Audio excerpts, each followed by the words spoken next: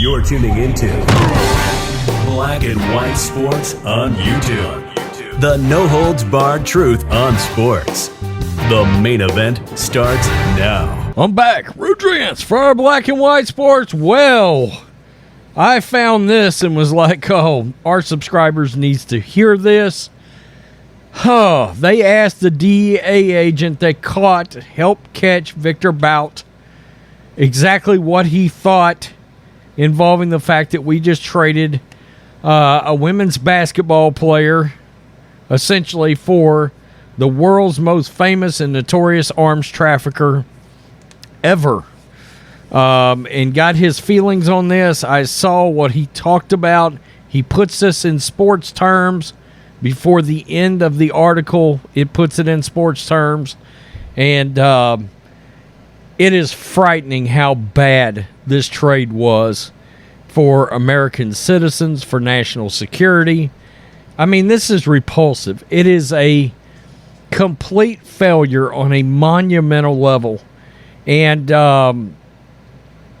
for the fact that we've got an administration in office that's willing to do something this dangerous, that can not only harm, Americans here, but the fact that you just gave back, the Michael Jordan of arms dealers to Russia while they're at war with the Ukraine.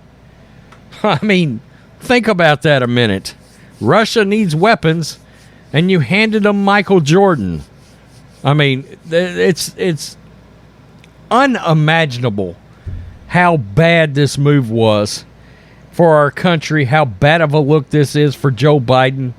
And, of course, they're clueless. All their statements are clueless. You don't make this trade. And I got to be honest with you. You guys know I want to see Paul Whelan home, Mark Fogel home very, very badly. I want them to be able to get out of Russia. Okay?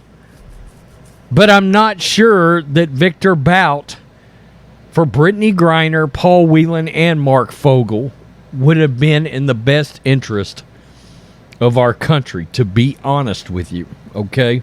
A lot of people think this has got to do with Brittney Griner alone. It doesn't. It doesn't, okay? At the very least, you should have gotten Paul Whelan and nobody else if that was the deal you could have made. And there's conflicting reports out there about just that. They're saying, well, it was Griner or nobody. And there's reports out there that's like, we don't know that that's absolutely fact, which is extremely, extremely troubling.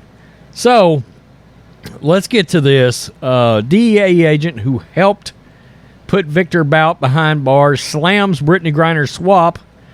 We couldn't even get two people for the world's most notorious weapons trafficker. This guy was the best of the worst when it came to arms dealing. Tom Pasquerello's phone started buzzing around 7 a.m. on Thursday. Did you hear the news? What news? The news turned out to be the undoing of one of Pasquerello's proudest achievements from his tenure as regional director of the Drug Enforcement Administration.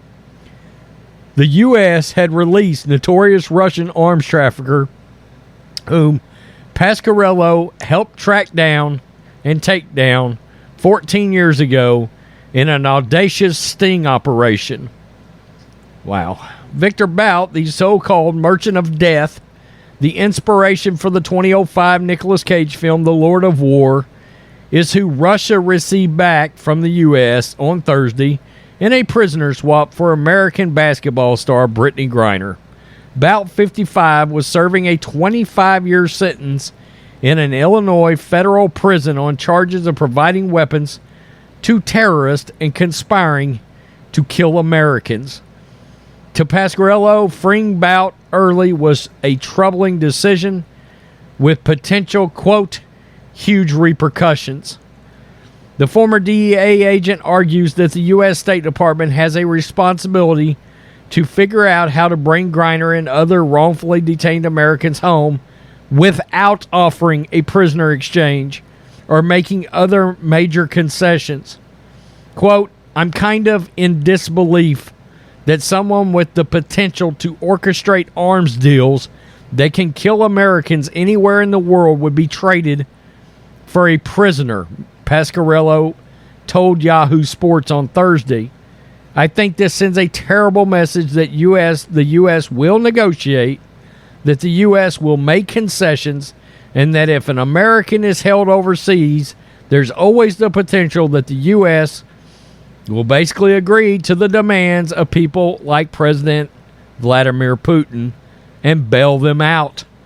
Pasquerello's personal connection to Bout may color how he views Thursday's prisoner swap, but he is hardly alone in his assessment that the Biden administration gave up too much to get Griner home.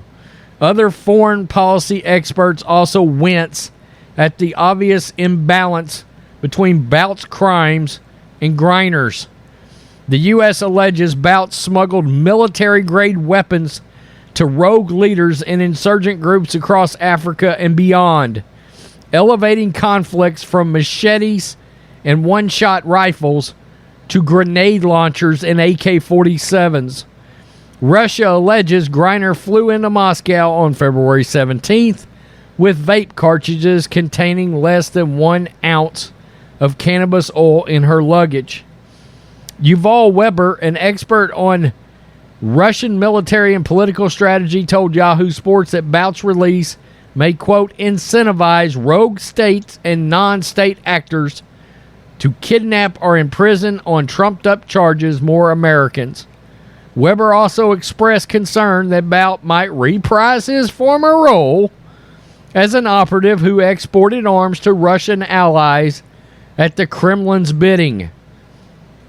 Now listen to this.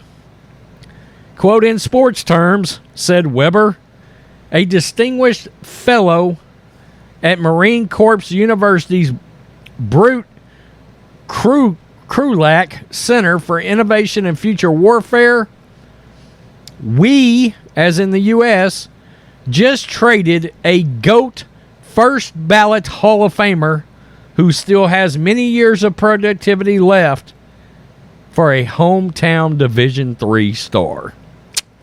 So, imagine that. This guy is basically saying Viktor Bout was Tom Brady or Michael Jordan, and we just traded him for some Division III star. That's the balance of the trade in terms of people in the know of exactly how bad, how dangerous, how terrible, what a ridiculous move this was from our government to have made this trade for Brittany Griner. Or even, they're saying even anybody else. They're saying the trade shouldn't have been on the table.